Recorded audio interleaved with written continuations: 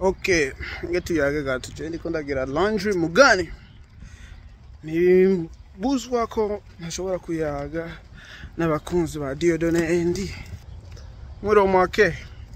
Kazi n'abanyitwanije imbere Diodone. Karibu kwicana. Nibagire kugira subscribe, like, comment, maze ubwire mugenza washobore kugaruka ngana wenyene kugira amenye aho ukuri kubera nta handi. Ngwiriye kugira episode muze episode 29. Nambari episode 30 yukuri kwanone mugani amwanya ndaro mugani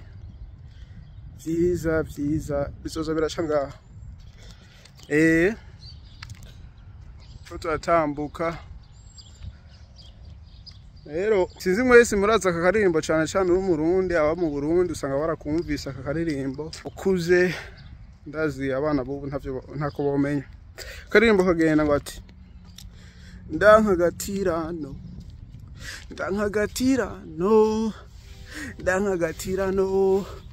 ndankagatirano yako karirimbo ndako ndakiyumvira sinzi ngene kaje mu mutwe right hanyuma ca ndibuka yuko burya nanje ndanka akagayano sindanka akagayano singomba ko abantu bagatanga aho ko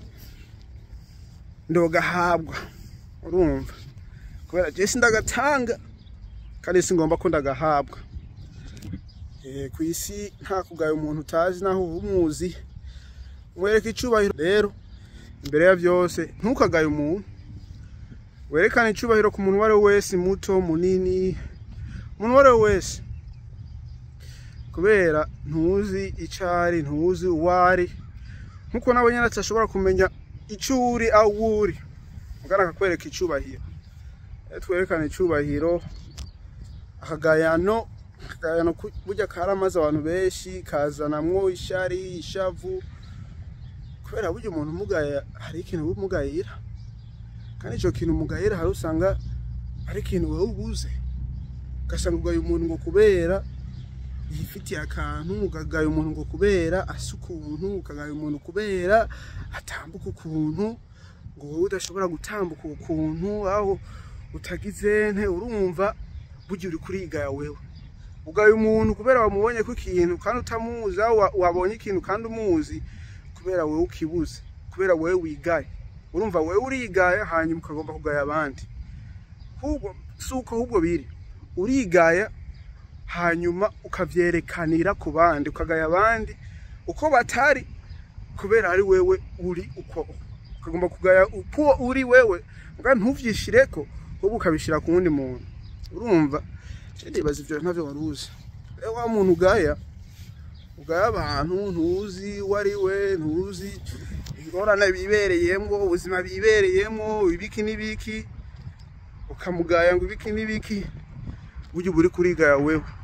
nyamba yitambukira ukuntu buri kurigaya kubera aho udatambuka uko nyamba yikundira twengera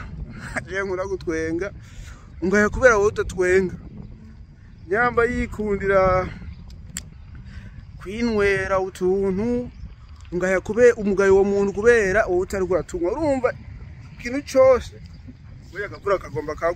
ikintu cyose wewe uzogaya ko ku muntu uzomaze usubira inyuma gato wiyumvire ni kubera iki ngaya kiya kintu usanga ari wewe uri kurigaya utabizi haro nababizi mugane bakabikora rero ugira urukundo ubaha umuntu wari wese muto munini yameze gute kubera umugaye uri kurigaya ego ka video ni gato akaririmbo tugiye kuzaturaririmba ni ndankakagayane burya hariho n'abankagatirana kandi wosanga nawe ukankagatirana yaraje umenga ndankagatirana nome ari umuntu utira akantu ugasanga ntagusubije akaca kigumya kandi ako kantu wari ugakeneye nawe urumva ni ngorane nawe umuntu utira ibintu uzurabisubiza kubera usanga nawe nyene yarabikeneye ureke kugayana kandi ureke gutira ibintu udasubiza kabura kariko karagwa ndiberenga kwa Mungu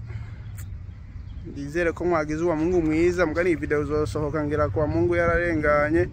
uwo munsi zosohokerako mugira uwo munsi mwiza maze no munsi uri imbere n'ibintu biri imbere hanyuma ibintu bigende neza ego kara kaka video gusa ico ngomba wovanamwo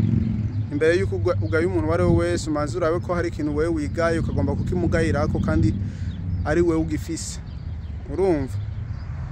wigira amahoro ugendera amahoro werekana amahoro wubaho abantu bari bo bose uko nuko kubera nta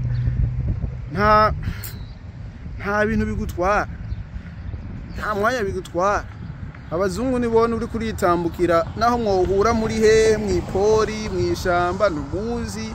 uri kuritambukira ubona gusa kumwenyurira gato kubona kumwenyurira gato me nta nukumuzi naho ugasanga wamwenyuwe kasana ni kubereka mwenyuriye cyubahiro ntakugaya oyaha ngo bagomba ku projectinga umunsi mwiza au happiness kunezerwa kwiwe kuri wewe naho wene tubanezerewe umva tugenda uko natwe hanyuma tubeho mu mahoro wange ureke kugayana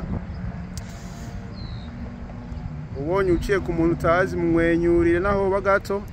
sanga umugiriye umunsi ukamubera mwiza ego akavireo karaka dusubira kubona niyo twabonana peace.